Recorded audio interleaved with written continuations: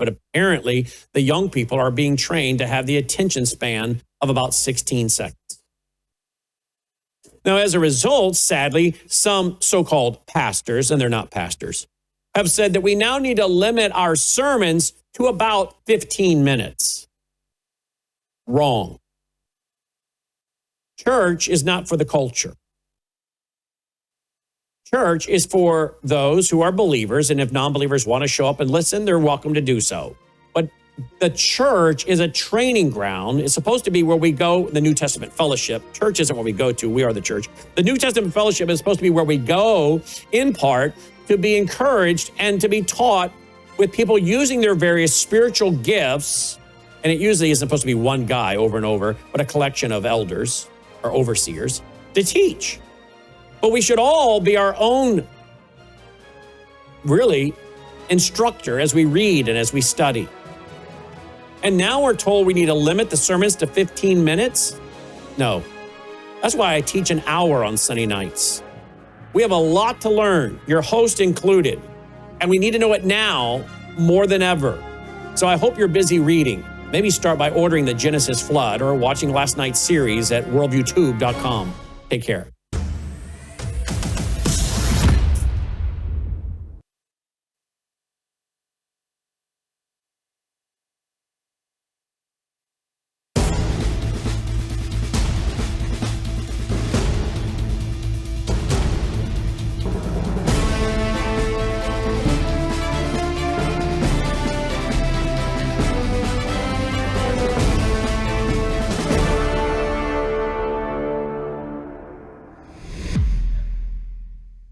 Good afternoon. Welcome back to Live Up to Freedom. Thank you so much for joining me today. We are live on worldviewtube.com. It's Rumble and X account, also WorldviewTube app. And if you do not have the app, it's pretty easy to install. It is for free. Just go to your app store, look for WorldviewTube, install the app, turn on the notifications so you won't miss any of the live broadcast, including breaking news or special coverages like tonight on Brown House Live. There will be a special election coverage. We are also live on X America News on X. We are live on my platforms on Substack, Facebook, YouTube, and Rumble. Here in a minute, I will be joined by a very special guest. But before we get to my guest, I should say November 4th. Already in our calendar, of American calendar, we have a historic moment on November 4th, 46 years ago today. The Iranian newly appointed regime of the mullahs cheered as their soldiers, under disguise of students, stormed the American embassy in Tehran, captured 66 American hostages. Within the first week or so, some were released, and 52 of them were kept in captivity for 444 days. And 46 years later, today, as I sit here as an American Iranian talking to you, anyone who would bother to look into, just look. You don't have to do research. You don't have to bother. You don't have to pick a side. None of that. Just look. In 46 years, instead of retaliating, because that was declaration of war, the embassy, the American embassy belonged to Americans, belonged to America. That was a declaration of war, but not only there was no retaliation, not only there was no lift of finger, but 46 years later, this regime runs Middle East, funds all terror, and still sits in power. Ask yourself, why? I released a Substack earlier this afternoon and tried to explain why. So feel free to head over to my Substack, and it is open to public. It is not a paid Substack. It's a free Substack. Read it. I went through the moment of November 4th until today through every administration, Republican or Democrat, and you'll see the pattern. Now, I can talk about this one very topic for the next 5 hours, but I don't want to do that because, as I said, I am going to be joined by a very special guest. But I could not start today's show and not remind my fellow Iranians, my fellow Americans, it has been 46 years. 46 years. And they faced no consequences. Instead, they were rewarded. They got negotiations. They got billions of dollars. And they're still in power. I am asking you to stop looking the other way. Stop following the trend of the news and start thinking for yourself. Some of these monsters should not exist. Why do they? And again, specifically about Islamic Republic of Iran, my motherland, it has nothing to do with Democrats versus Republicans. None whatsoever. Both sides of aisles in power have enabled them, funded them, empowered them. And it's time for Americans to ask the question, and it's time for my fellow Iranians in Iran who think the next president is going to help them free themselves. Stop thinking that. I'm sorry to say that. No American president is going to help you, though it was the American CIA that got us into the disaster we face today in Iran as Iranians. Okay, let's go ahead and bring. It's so hard to stop talking about this. I don't know. I might ask my guest about my intro. I don't know if he feels comfortable even talking about it. But anyhow, let's go ahead and we are live on all platforms that I announced. So if you have any questions, any comments, especially for my guest, feel free to put them on the comment section. I will glance at them. I will read them to him, or the question is mine. Doesn't matter. And again, don't forget. Do not forget to tune in tonight. Brown House Live will have a full election coverage, not just covering Mamdani or Fatah in Minnesota, but we're going to keep an eye on all elections, especially Georgia, with 11 Muslims running local and state. Especially, my eyes are very close on the lady who's trying to become the next governor. So, the coverage will start at 8:30 p.m. Eastern Time, 7:30 Central. So make sure to tune in. You can catch it on worldviewtube.com. It's app, it's Rumble, it's X account, and all of my platforms. Okay, I think I took enough of time of the first segment. Let's go ahead and bring my special guest on. Joining me this afternoon is Lieutenant Colonel Mike Pierce. He is running as Republican for Congress in Illinois, District 11. Hi, Mike. Thank you so much for joining me today. Hi. Thanks a lot for having me. Really appreciate the opportunity to speak with you. I was listening to you as you were reminiscing about the Islamic Revolution and the catastrophe that's been following us for the last 46 years. I remember the day very well, as a matter of fact, when all that occurred, because I was a paper boy and it was plastered all over the newspaper. Well, I'm so glad you do remember it. And if feel free, since you are a candidate, if you have any thoughts on Iran 46 years ago, Iran today, and how our country and our Congress and our administration is dealing with, please feel free to tell my audience about it. Well, I guess first of all, it's been an abysmal failure for decades. Our policy with them, we failed to prevent them from taking the steps that as they were continued working with developing and refining their uranium. Then they kind of played this game where they wanted us to use a carrot and stick approach of policy with them, and they only wanted the carrots. They only wanted the money back. They only wanted for the rest of the world to acquiesce to their demands, and they continued to condemn, and they're out there in the streets today shouting death to America, the same thing they did 46 years ago when Ahmadinejad went in there as a student, later on becoming the president of Iran, if you will, whatever that means. So it's a debacle. It was a debacle then, and it set us up for a half a century at least now of problems throughout the Middle East. So American policy has been, we've blundered in through it for many, many decades, starting with the blundered attempt to rescue the hostages. It started with the hostages or the Marine Corps embassy staff not being allowed to defend the embassy because of the really the indecisiveness of the administration that was in power at the time. So it's been a dismal disappointment, and it's amazing to me that America has turned a blind eye in so much as people have tried to defend themselves and defend their freedoms and try to step up. And every time we've allowed it to be snuffed out. Absolutely, and you're correct. Not all of that, but we also allowed Ahmadinejad as the president of Iran to come to New York, speak at UN Assembly, wave paperwork and make threats, and stand there and lie, not once but twice.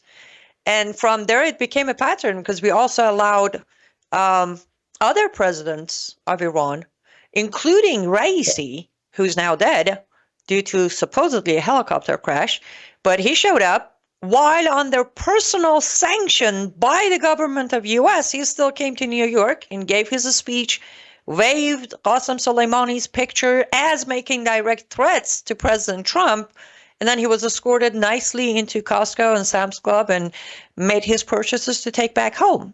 So I agree. I don't know, we're not very familiar with each other, but we know some about each other. But my audience sometimes even can comprehend that as an Iranian American, how I can be the first one to say, can we just end them? Can we end the regime? And I'm not asking for war, by the way. I'm asking, can we stop funding them? Every time we lift a sanction or we release money or we save the Supreme Leader's life as recently as June of this year by President Trump, we're just keeping them in power. Now, let me throw a cliche question. Or maybe not cliche. Okay. I think it's cliche. You get one chance, even before election, before midterm, before any of that. You get a chance. President Trump will call you and say, I need you to tell me exactly what to do right now with Islamic Republic of Iran's regime. What will be your advice? Well, I think right now, I think the answer has been continue the sanctions routine. We had them on their knees. I would say reinstate fully the sanctions routine that we had in place there. And that seems to have been pretty effective and, basically cut off their ability to fund what they're doing. And that is a non-kinetic way, if you will, if I could borrow a military term, of handling the situation. If you wanted to take a further step, if other people around the world continue to work around that, then I would guess that the next step would be to take something, a little bit more stringent. And maybe we've never done this, but maybe we ought to, at least not publicly, maybe ought to just kind of, prevent them from exporting. And going to have to live with the consequences of their actions.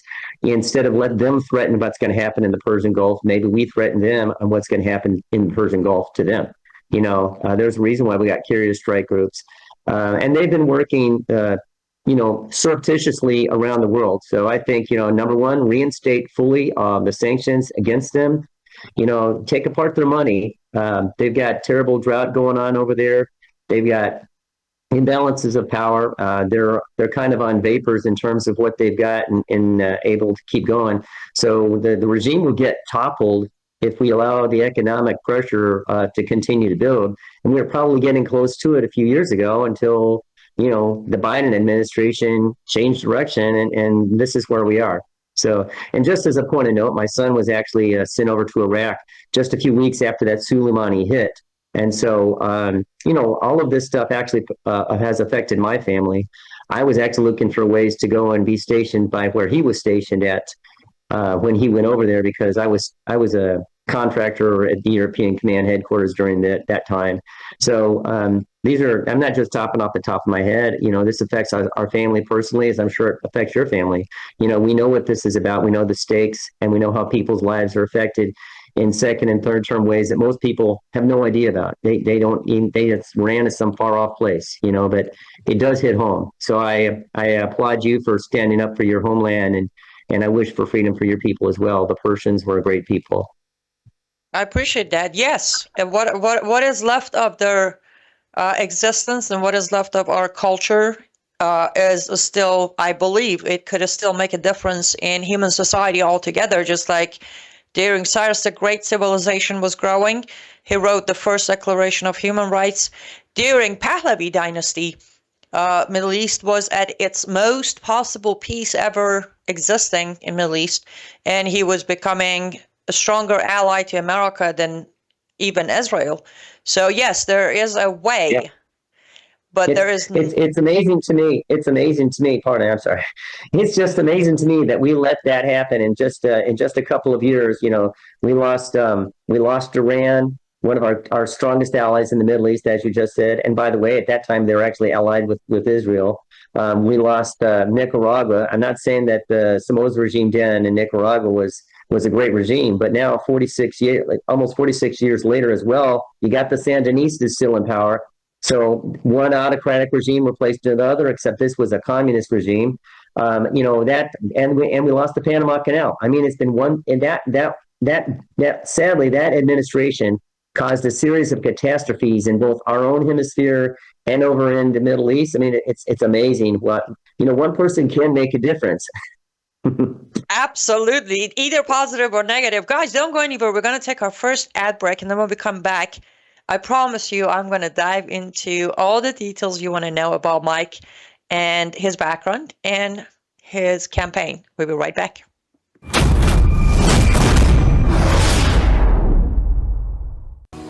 Well, hello everybody! It's Annie Cyrus. Welcome to my artist studio where all the magic happens. This is the station for painting, and that is the station for all the resin art I do. If you want to check out my art, all you gotta do is go to lutfstudio.com.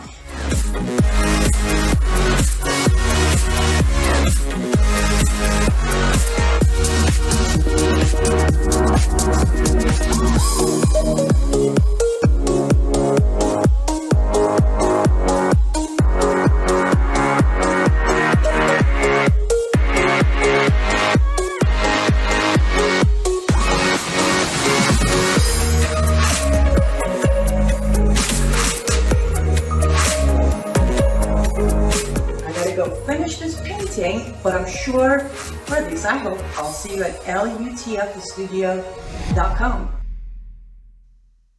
Welcome back to Live Up to Freedom. Thank you so much for staying with us until now. I appreciate that. And I want to say something that I wanted to say yesterday, but then I forgot. I am always grateful for all of you who make purchases at my artist studio, lutfstudio.com. Some of you are repeat buyers. I appreciate that. But I want to put a special thanks to those of you who take the time to write reviews for me. Those reviews have boosted my store on Etsy by itself, just because you do take the extra time to take a nice picture of your product, put it up, give it a 5-star, compliment the quality, packaging, delivery, or my talent. That is so appreciated. Thank you. For those of you who have not headed over yet, that's all right. But do note, this Friday, our pre-Christmas sale ends. So the 30% off across the store will last until this Friday midnight, starting Saturday morning. There won't be a 30% off anymore. Prices will go back to regular until our Black Friday sale, which will only be 15% off for Black Friday. And then after that, the actual Christmas sale will be only 20%. So head over, support my work, because that's how I support myself, selling these pieces of art that I make with my own hands. All products used, including the molds, are American made. And also they are one of a kind. Sometimes someone comes back with, hey, I bought this, can you make another one? Immediately I can try, but I don't think it will ever look the same. So they are one of a kind. lutfstudio.com. That's lutfstudio.com. One of the two ways you can support my work financially. Okay, let's get back to Mike, our very special guest.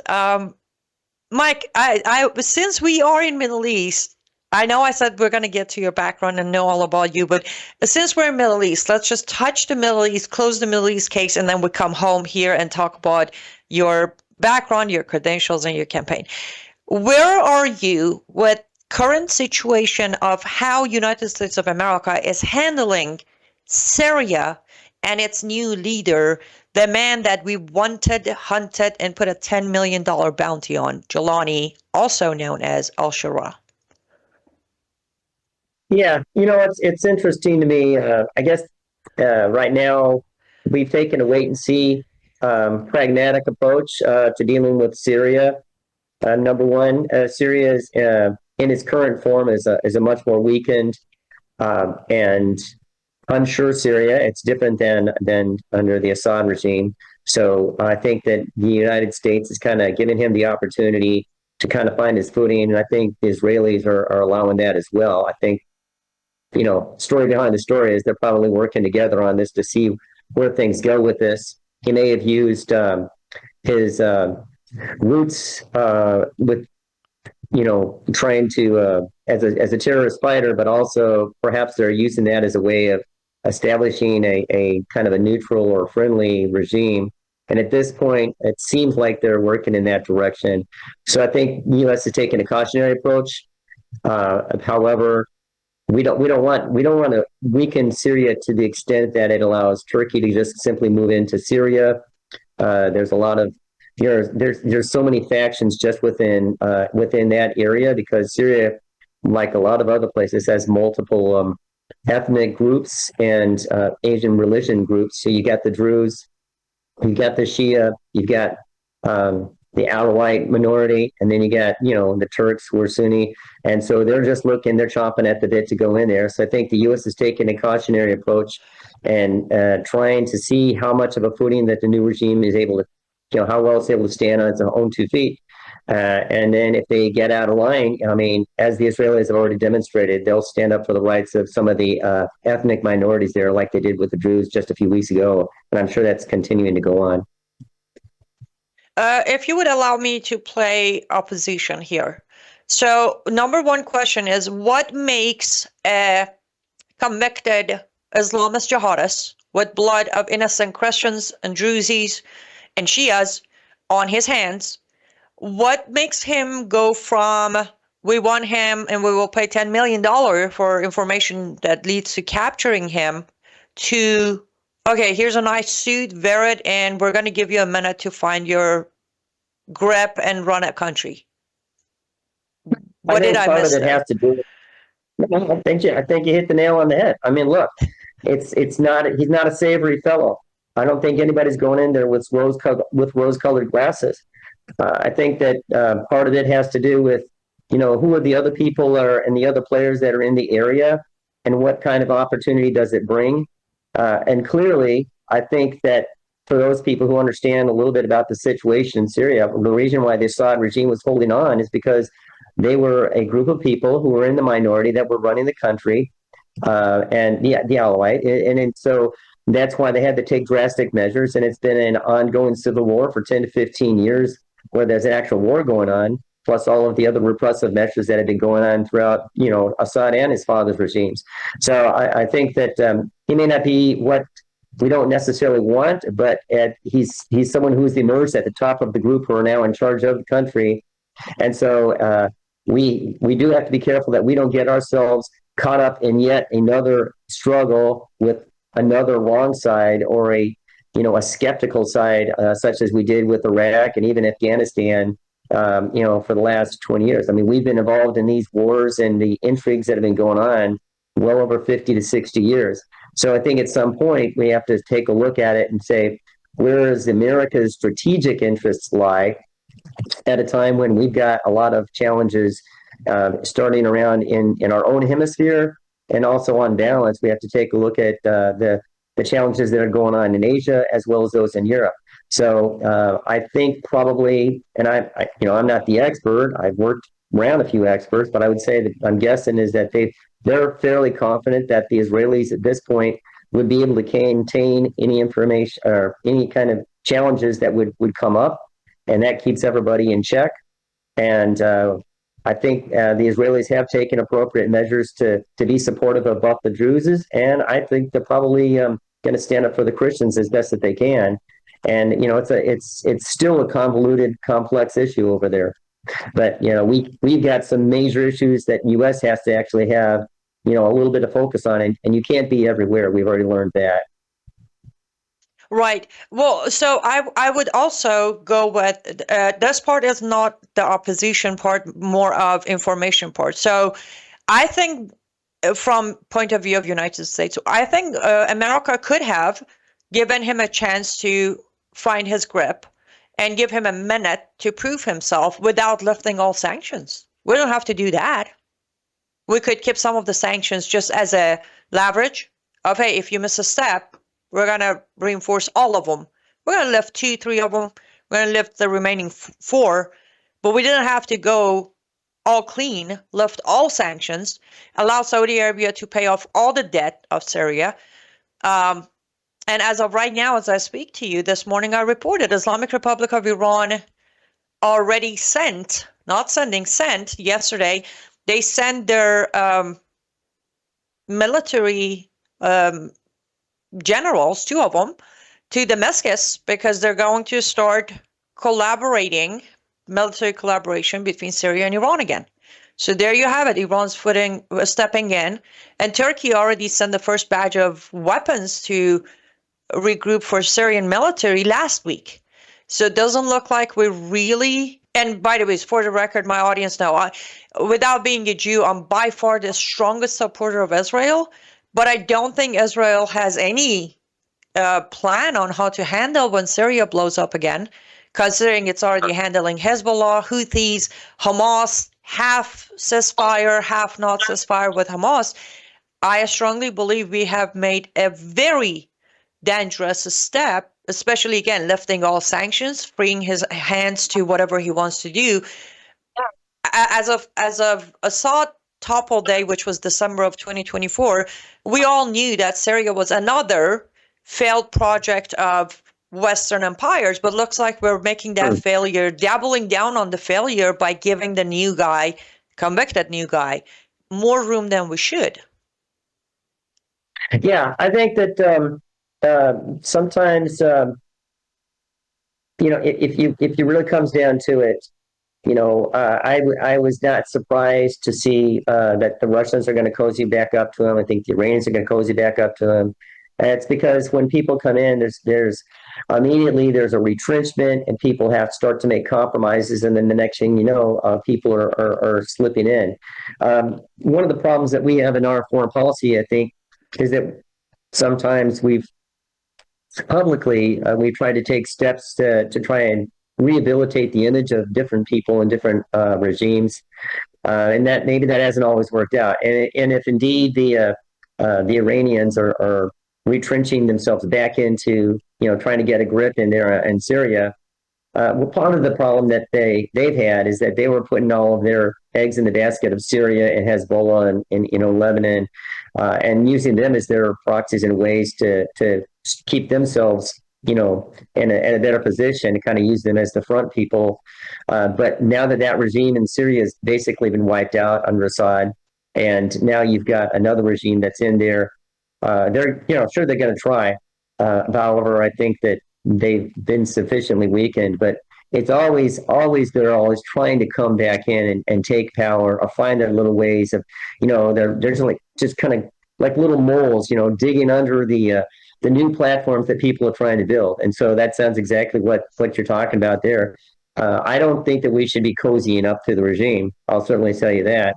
I do think you need to, just because the country's been under 15 years of civil war, and it's difficult to, I'm not even sure, as I recall, they've got multiple coalitions that works together for that to happen. And usually what happens in that kind of warfare, that one group emerges stronger over the rest of them, and then they start, singling them out now that they've gotten rid of the bad guy, if you will, which is Assad. I know they took extreme measures against the Alawites. That's not surprising. They've taken steps against the Druze. They've taken steps against the Christians over there. So the regime, when it came in, they said that the rights of minorities would be protected, and people were going to say, well, let's give them a chance. And up to this point, it seems like there have been a lot of cracks in that commitment, but it's not fully blown out yet. And I think that also with so many fires that are going on in the Middle East, we have to be careful of which ones we're going to be becoming involved in to a higher level, because as it is, we've got troops throughout the Middle East in different areas. There's a lot of stuff that's going on that publicly we don't know about. So I think that's kind of the U.S. government at a strategic level, which is, what's in America's best interest. And then they have things going on what we call the tactical level, which is like what's going on the ground there. Those are two very different things sometimes. And so from a strategic level, it might be better to kind of take that wait and see because of the other ramifications. Certainly, when you went into Iran and they got the bombing that took out the nuclear facilities or damaged them, that was pretty. It was a wake up moment for them. So I do think that they're being a lot more cautious. That is a discussion that if you're willing, I would like to have you back on the show to discuss, because the information we received here were far from reality. But we do need to go to our next ad break. But before we do that, if you ask me, I'm not running for any office. I'm not ever planning to run. But I think United States of America needs to stop under whatever administration or whomever in Congress or Senate. It doesn't matter. We just need to stop playing grandpa for everybody. First of all, America will not stand long if we constantly stretch ourselves, our resources, our money, our man and woman stretch thin across the world because we want to protect everybody else. There's no actual documentation that makes us obligated to other countries. With that being said, I know I'm very radical, guys. Let's go take our next ad break. Don't go anywhere. We'll be right back.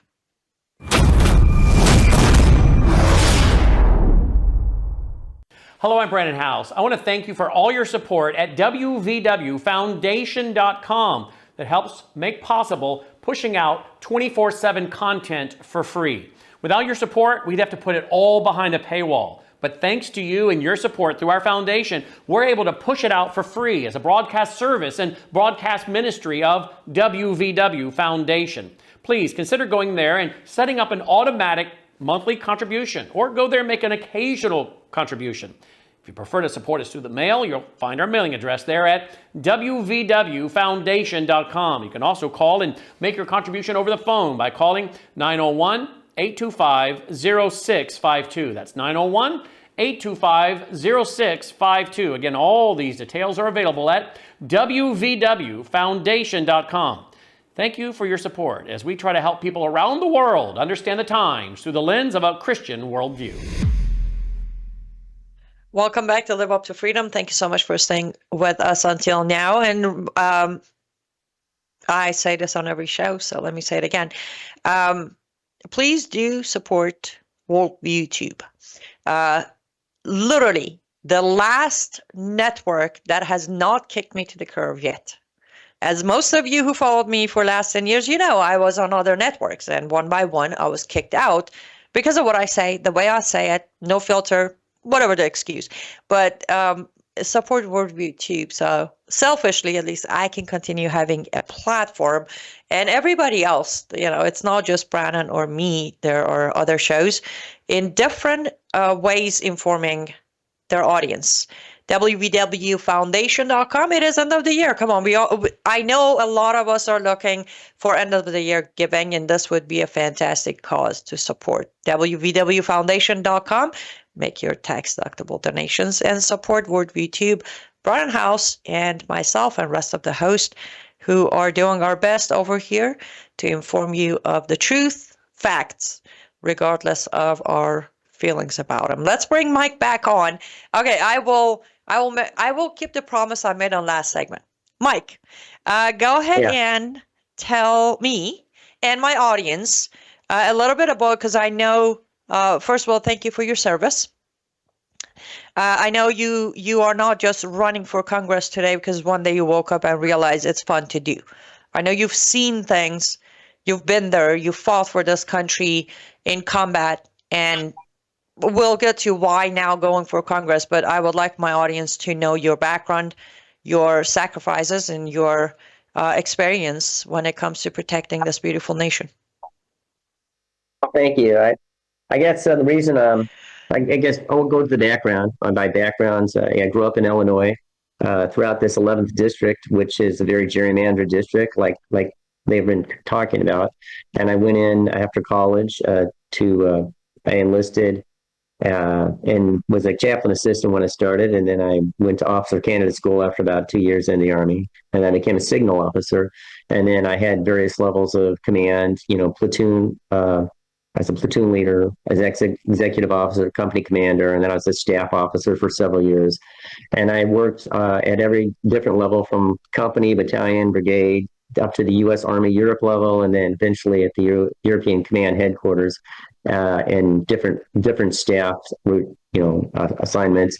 I deployed to Iraq from July of 2008 to October 2009, so about 15 months there.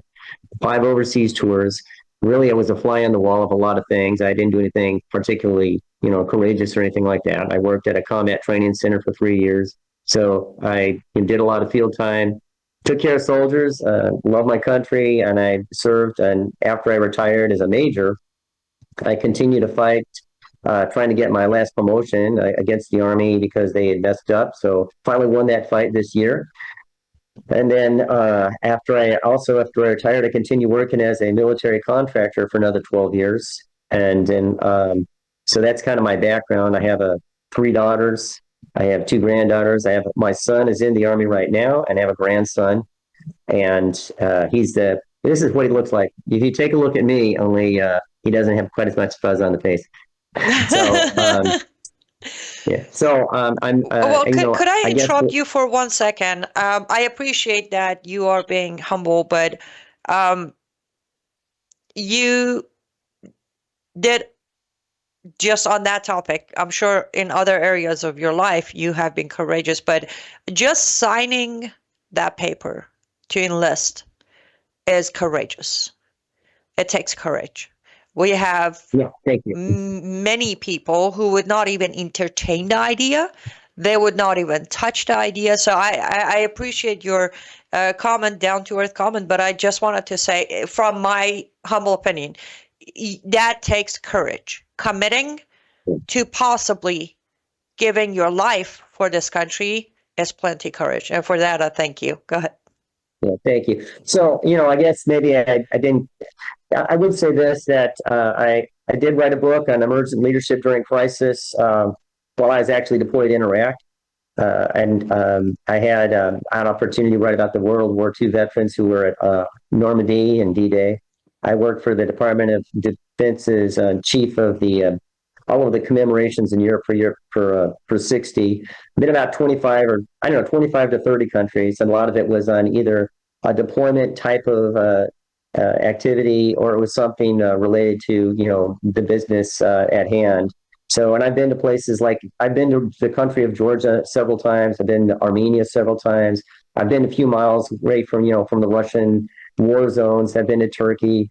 I've been to Israel. So I have seen a lot. I would say that, and yeah, you probably have to have a little bit of cojones to go out there and stay in for 20 years and play, as I call it, bullshit bingo, with all the people that are in there. But the important thing is that I grew up at a time when our country was proud and was really that whole fervor of the America Bicentennial, and I picked up on that. And so, my dad was a World War II vet. 3 of my uncles were in the Navy. My dad was in the Navy. Stepdad was in the Navy. Our family history, all the way back several hundred years, actually, we had people in the service. So it was just, it was a no-brainer. I found myself originally I was going to go in the Marines. My parents moved after I graduated, so I never got the Marine Corps ROTC scholarship until several years later. Well, it was after the fact. So at 27 years old, I enlisted, actually. So not only was I a little bit older, but can you imagine you're jumping out of an airplane for the first time when you're 30 years old? And of course, I was, as a platoon leader, I was the first one out the plane, but because I was so lightweight, I was like the last one to land on the ground. So. Well, that sounds fun, though. I don't think I ever would do that. I've been asked by friends if I want to go skydiving. I'm like, no, that is one thing that I rather not try. I'm not afraid of heights, but I don't want to fly. I just don't. I don't even take planes. And skydiving is one thing, but jumping out of a perfectly good airplane, fully loaded with your pack and carrying a weapon, and then landing on the ground with a big thump, is completely different. Yeah, that's the thing. I'm not even willing to do the safe, easy, almost no danger involved. I'm not even willing to do that. But okay, so let's now we have a sense of your background. Let's come to your decision. You are running as a Republican for Illinois District 11 for Congress. Why? Well, first of all, my decision to run is really based on my desire to continue to serve.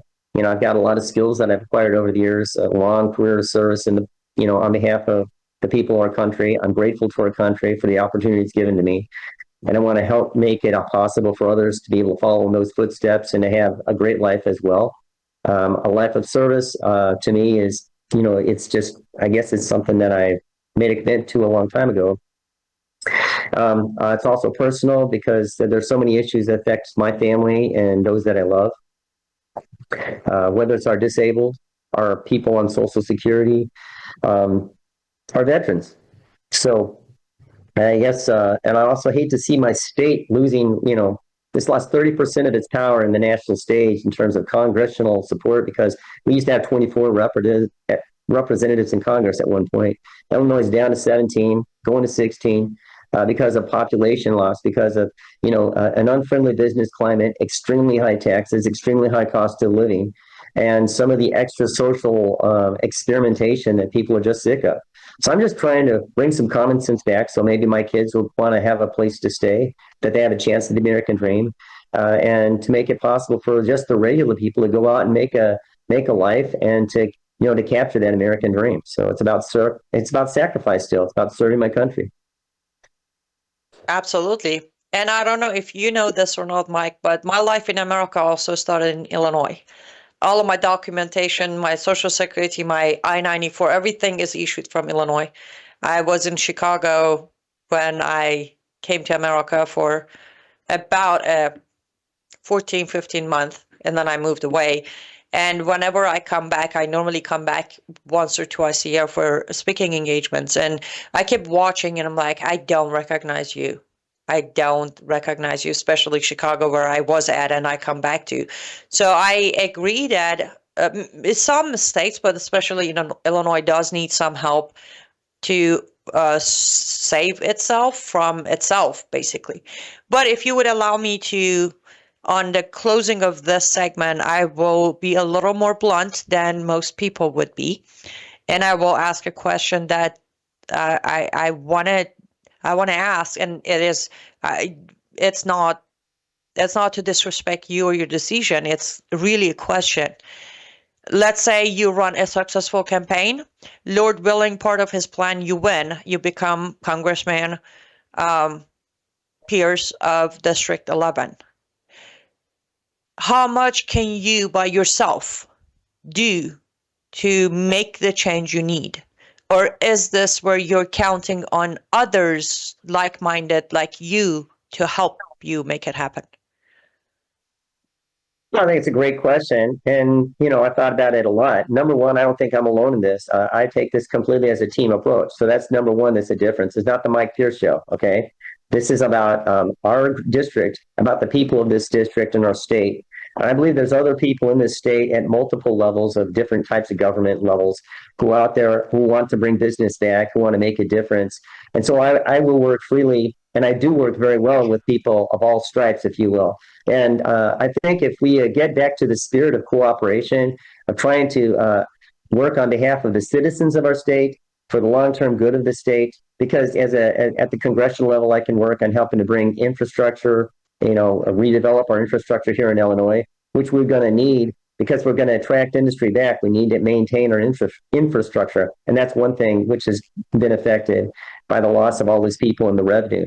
The other thing is that I'm going to reach across to people in the corporate world and talk to them, say, you used to be here. Why is it that you left? What can we do in Illinois? Why can't you relocate back? What is the biggest stumbling block for you to bring back your business to Illinois? And I know they just recently talked about Stellantis has a big plant in Belvedere and it's going to reopen. That'll bring about 3,500 plus jobs relating to that. Why is that? It's because, believe it or not, those tariffs that Trump implemented have actually had an impact. They're realizing that they've been hemming and hawing on whether they would open up the plant or not for several years, just drying it out. And now they've made a decision they're going to bring it because it's going to be economically feasible for them. And if we could get the state to cooperate, then a whole world would open up. If they would allocate, state monies to where they ought to be put, and maybe help lower the costs and the taxes on businesses primarily, so that people will be willing to open up a business to take a chance to invest in Illinois. Those are all things that, as a congressman, I have a platform that I can bring that to bear. And I think a lot of people do love Illinois. It's a great state. And not everybody wants to wake up with an alligator in their bathtub, or a python, or a bear or a wolf, because, Florida's got a lot of wildlife. It's a beautiful state, but it's got its share of challenges as well. So a lot of people are moving out of state. I'm trying to get the businesses that are moving to your Indianas or your Wisconsins or your Iowas and say, hey, if as long as we're buying all your Subaru Outbacks in Illinois, how about you manufacture some of that stuff over here? Or, how many millions of dollars of Johnsonville brats are we buying still in Chicago? But you just closed your big manufacturing plant down in Moments. How about you bring that back? Because, how much would be, what would it cost you if you didn't have the business of Illinois versus having to spend a little bit to reinforce the infrastructure of your plant down there in Moments? So I think by, communicating with people and appealing to their commercial interests, but also to their interests about what we have to offer. We have 165,000 college graduates every year in Illinois. A very educated state, great colleges, great universities, rivers, a lake, a great lake. We've got billions of dollars worth of coal that we import every year from Wyoming. Are you kidding me? Illinois sits on over 500 years worth of coal. So put some scrubbers on your plants, or at least export it. America's got a lot of great resources, and Illinois has some of the greatest resources in the country. We need to be using those resources, whether it's our agriculture or industrial capacity or what's in the ground, and our people. So those are things that I will be platforming and I will be talking about and sharing when I get to Congress. Wonderful. Let's do this. Let's take our last ad break, and then when we come back, I will respond to your response, if that's okay. Is that okay? Absolutely. Perfect. Guys, don't go anywhere. This is our last ad break. We will be back momentarily to conclude today's show.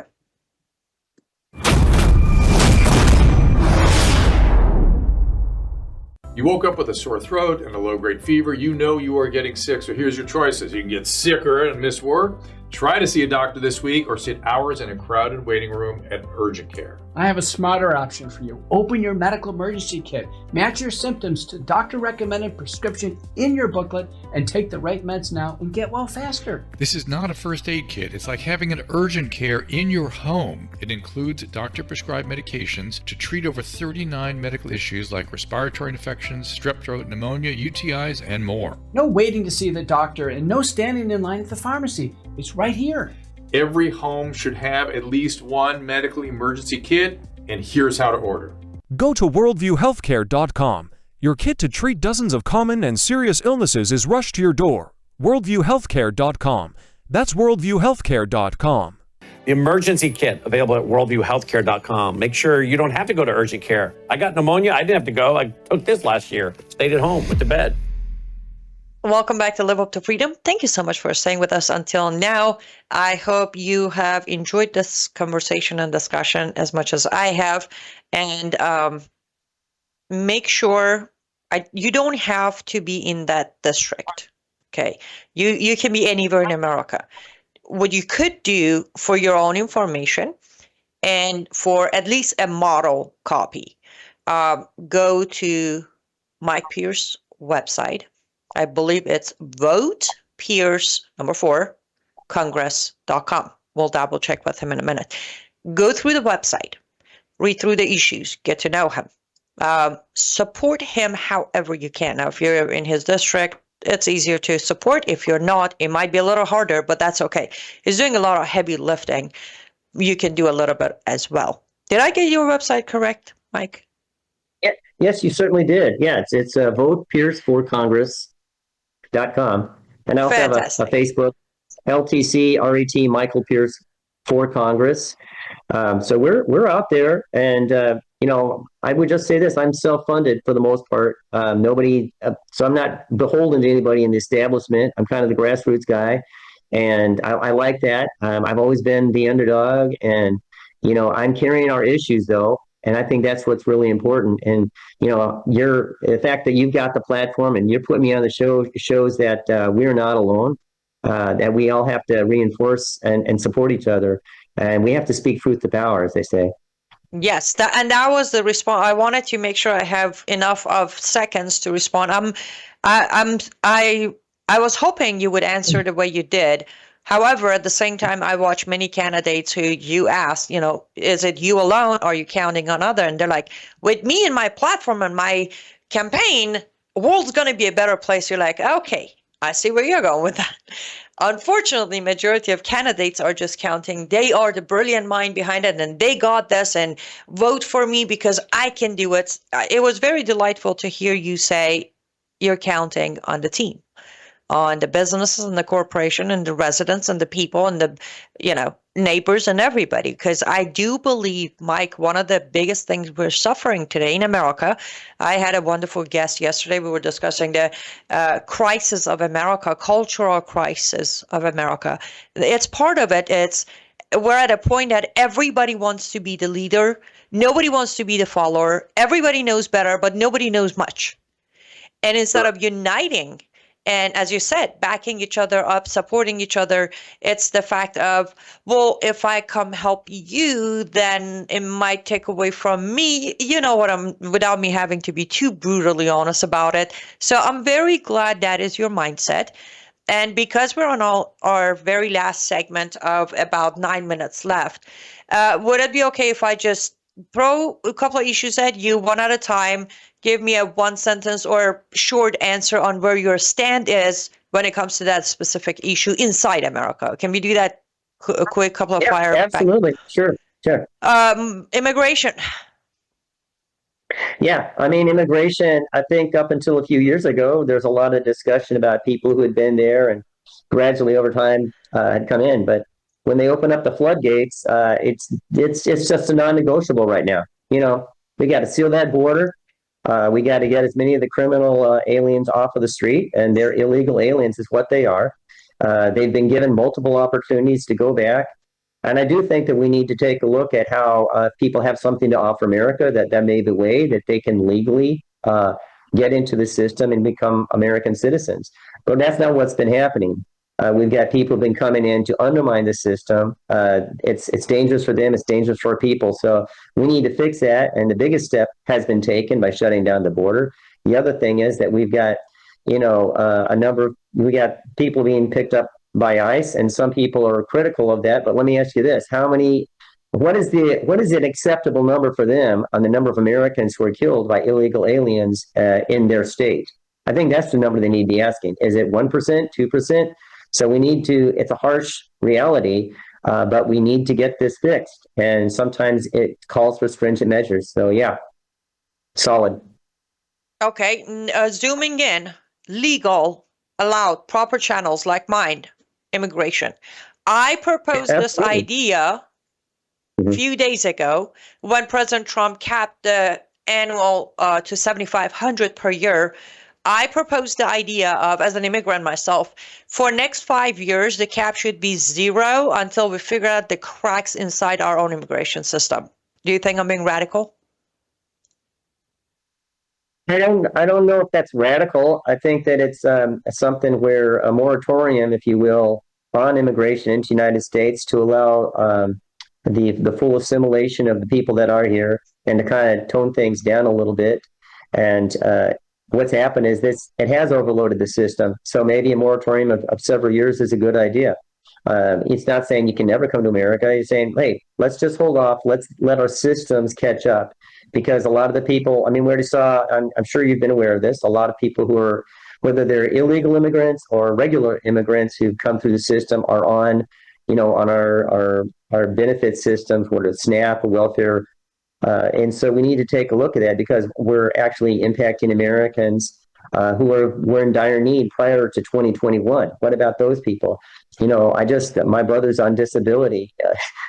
They just lowered the amount of money that they give to him for a housing allowance. It's never improved in over 23 years. And They keep our disabled and our people on Social Security at a subsistence level. We need to start taking care of those people first. So let's let the system catch up. I think that's a fair thing. You're not saying no new illegal, no new immigration. You're saying let's put a moratorium on it for a while. That's a great idea.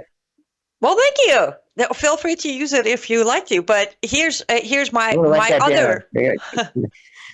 I can text it to you. Here's my other. As an immigrant, I want to tell you the other side that you won't be able to see, but I will.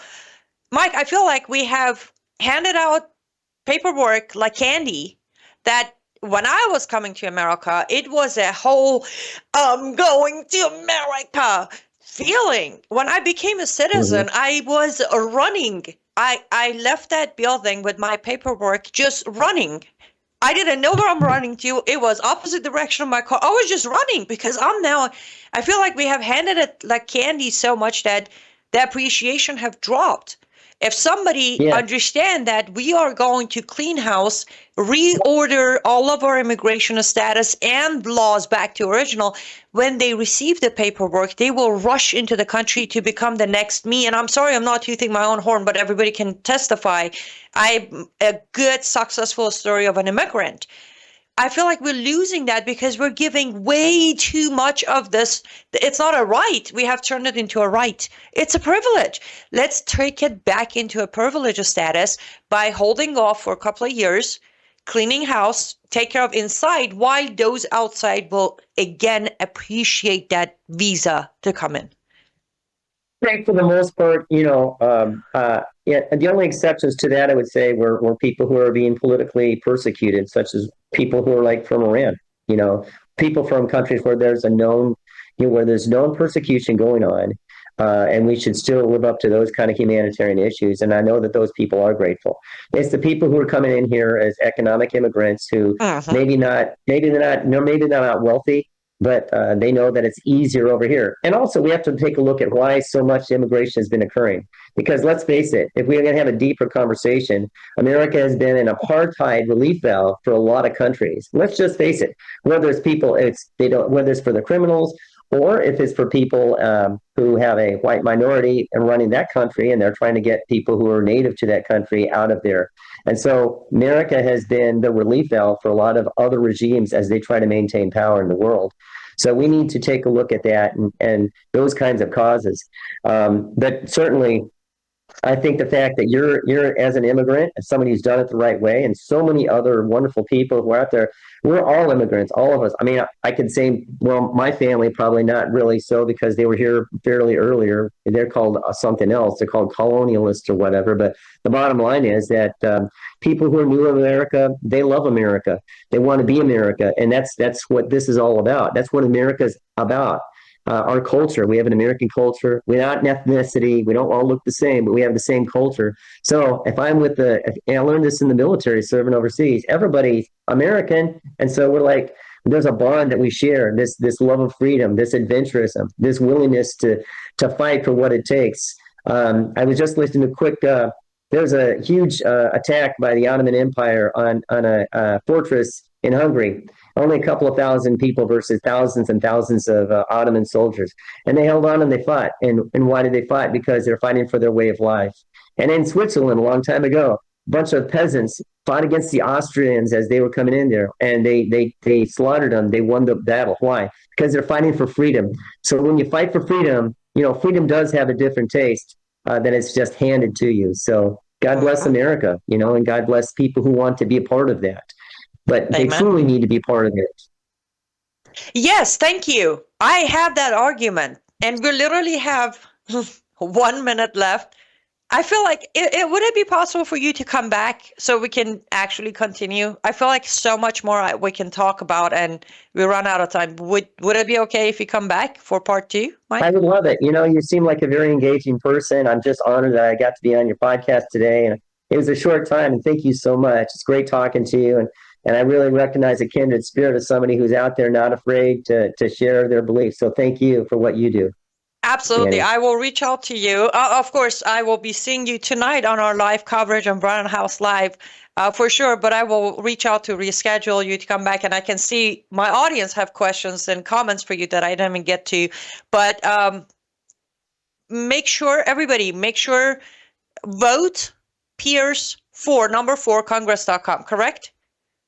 Yep. Thank you so much. Wonderfully. Thank you. Thank you so much, Mike. We'll see you soon. And to my lovely audience, as I count down the moment, I do apologize. I saw all of your comments coming, and I selfishly took all the time to just talk to Mike myself.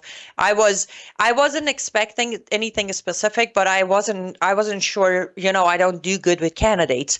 I wasn't sure it's going to go this fast, this quick, and we barely get to touch on anything. So I'll make sure to bring him back as soon as his schedule allows so we can do part 2 and continue, because there are so many more issues I want to address with him and see where he stands. But with that being said, I appreciate you joining me today. Remember to read that Substack I released earlier today. It's titled From 1979 to Trump 47. It's important, informative. liveuptofreedom.substack.com. LUTFstudio.com, and I will see you again tonight at 8:30 p.m. Eastern, 7:30 Central on Brown House Live with our special election coverage. Let's pray as we face about 17 Muslims going up on ballots tonight. I'll see you soon, and thanks for being with me today. Goodbye.